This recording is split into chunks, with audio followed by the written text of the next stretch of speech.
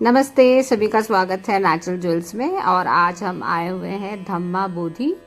ये विपासना सेंटर है जो बिहार राज्य में पड़ता है और बोध गया में आता है। ये मेरा 7वां 10 दिवसीय शिविर था विपासना का, और इसमें ध्यान सिखाया जाता है। और पूज्य गुरुजी एस.एन. गोयनका जी का मैं बहुत और माता जी का दिल से धन्यवाद करना चाहती हूँ कि ये खोई हुई विद्या ये वापस भारत ले आए और इसका लाभ करोड़ों लोगों को हो रहा है। और ये जैसे ही एंट्रेंस हम करते हैं इस सेंटर के, तो ये एक इंक्वायरी काउंटर यहाँ बैठे हुए हैं अंकल, इनका नाम है भोलाराम जी।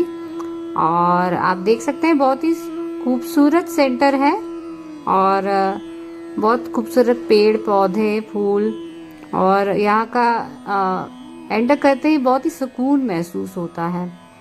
और तरह तरह के तितलियाँ, पक्षियाँ और पेड़ को देख के मन में एक शांति महसूस होती है। तो ये एंट्रेंस है और आप देख सकते हैं कि यहाँ उनकी अपनी नर्सरी वो पौधे तैयार कर रहे हैं। तो ये देख सकते हैं कि ये सारे पौधे वो तैयार कर रहे हैं जो ये इस सेंटर में लगाए जाते हैं। तो सारा कुछ यहीं तैयार होता है।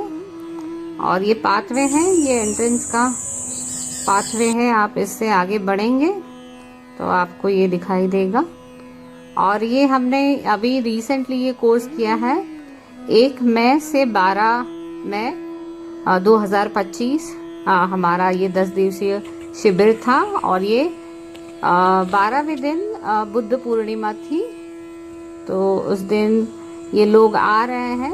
उस दिन 1 डे कोर्स था और बच्चों का भी शिविर था, तो काफ़ी लोग आ रहे हैं वो उस दिन कोर्स करने के लिए। और ये देखिए बहुत ही सुंदर फूल लगाए हुए हैं और यहाँ ये गाइड कर रहे हैं कि किस तरफ जाना है। तो अब हम मेन सेंटर में प्रवेश कर रहे हैं, वो पाथवे था। और ये देखिए धम्मा हॉल 2, यहाँ से ये रास्ता जाता है।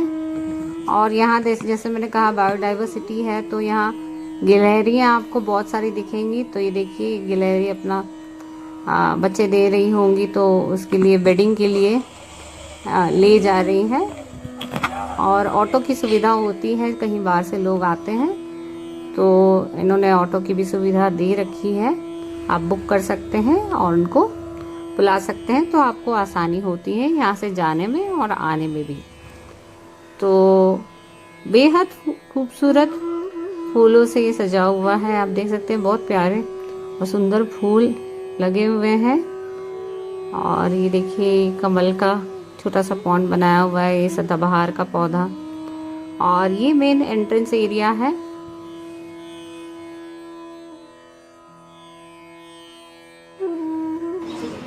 ये देखिए 1 डे बच्चों का कोर्स हो रहा था 12 मई 2025, जिस दिन बुद्ध पूर्णिमा थी, बहुत ही शुभ दिन था, इसलिए काफ़ी सारे बच्चे आए थे। और मिनिमम बच्चों की एज 8 साल की उम्र के बच्चों को ये सिखाया जाता है। इसमें इनको बेसिकली आनापान मेडिटेशन सिखाया जाता है, जिससे इनको बहुत लाभ होता है, इनकी फोकस बढ़ता है और कंसंट्रेशन बढ़ता है।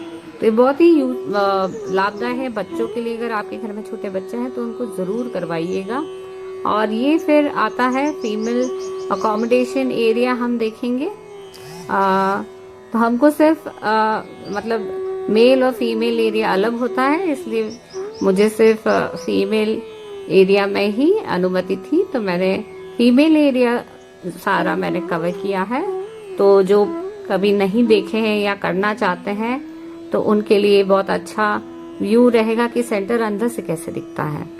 तो जैसे ही हम अंदर जाते हैं अकोमोडेशन एरिया में, तो ये पाथवे बना हुआ है और आप देख सकते हैं कितने सुंदर पेड़ पौधे लगाए हुए हैं। और ये आप लेफ्ट साइड में देख रहे हैं सारे छोटे से घर जैसे बने हुए हैं, ये रूम्स है सारे।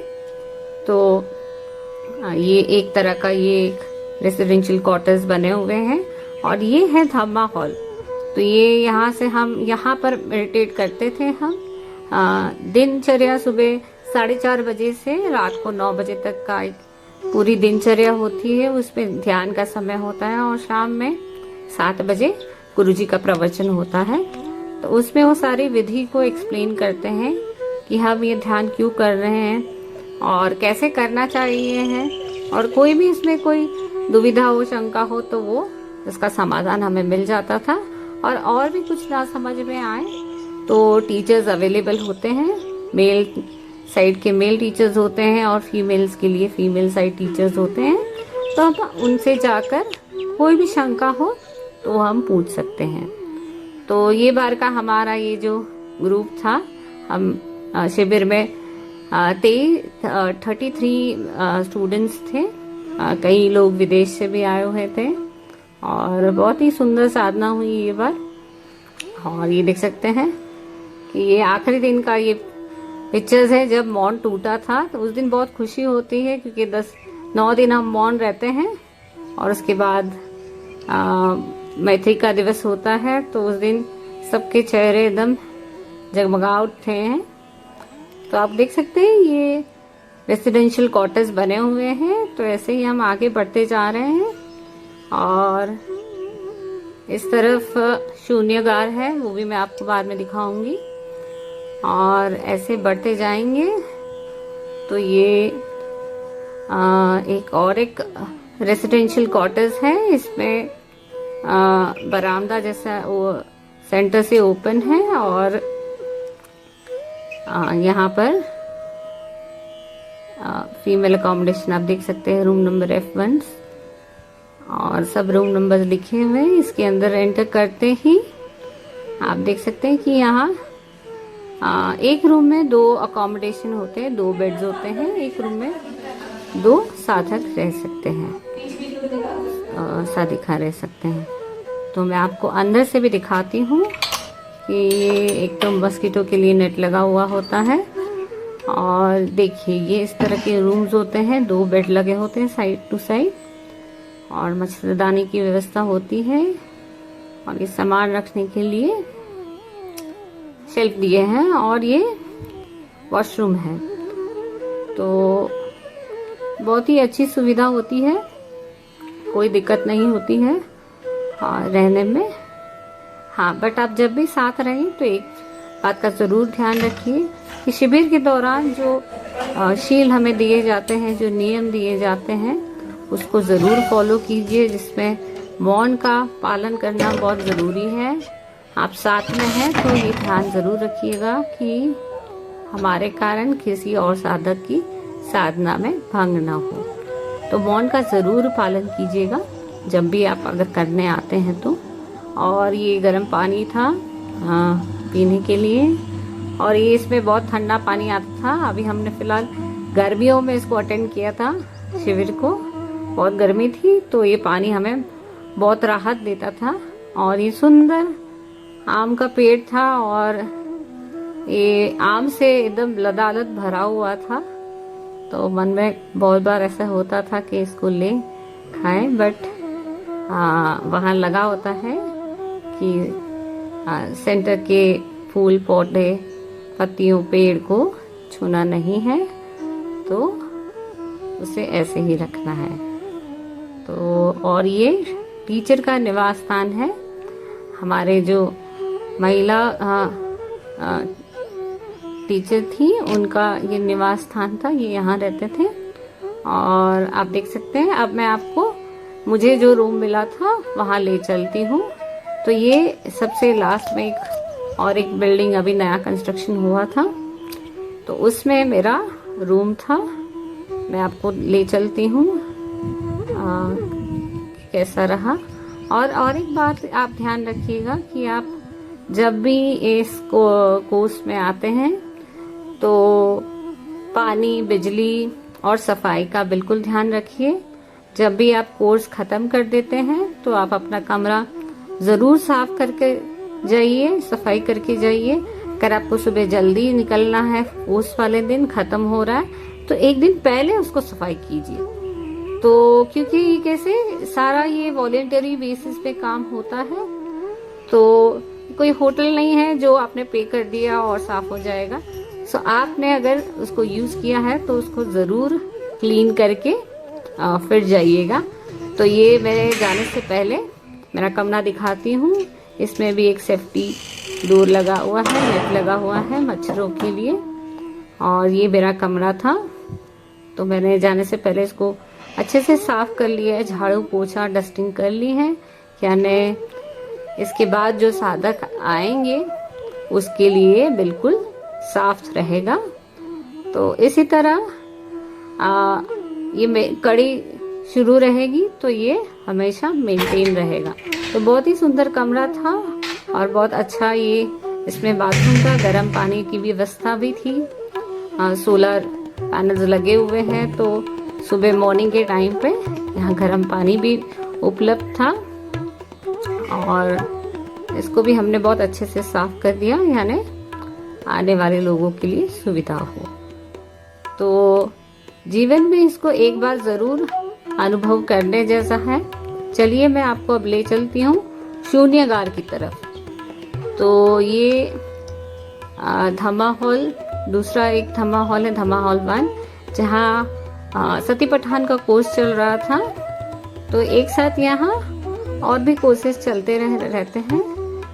तो वहाँ वो लोग मेडिटेट करते थे, वो सारिकाएं मेडिटेट करती थी। और ये हमारा पाथवे है शून्यगार का। शून्यगार यानी सेल्स, छोटे छोटे सेल्स बने होते हैं जहाँ हर साधक इंडिविजुअली ध्यान करता है।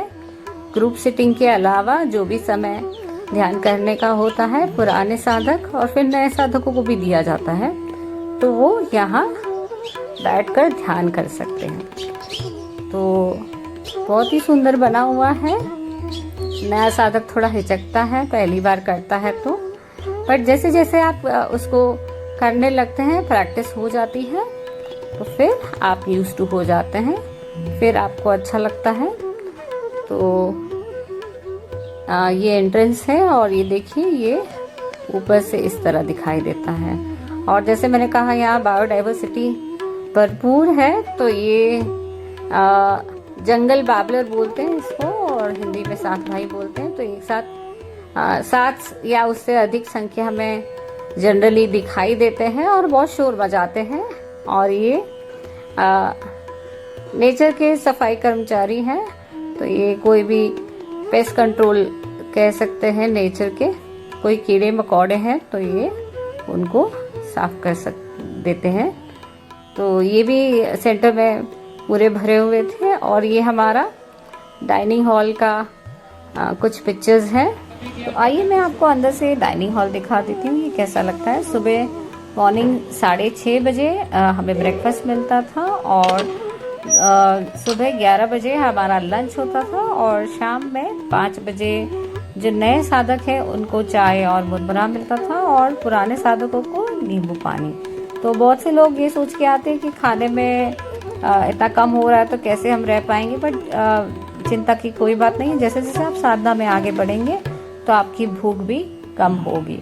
और इससे संबंधित सारी जानकारी मैं डिस्क्रिप्शन में दे रही हूँ, जैसे जहाँ आप बुक कर सकते हैं इस कोर्स को। और मैं चाहती हूँ कि आप इसको ज़रूर जीवन में एक बार ज़रूर करके देखें। इसका बहुत ही अद्भुत लाभ होते हैं जीवन में और मैं चाहती हूँ कि सभी इसको अपनाएं। मैं सारी डिटेल्स डिस्क्रिप्शन में दे दूँगी। Thank you so much for watching. भवतु सब मंगलम, बी हैप्पी, सबका मंगल हो, and subscribe for more videos. Thank you.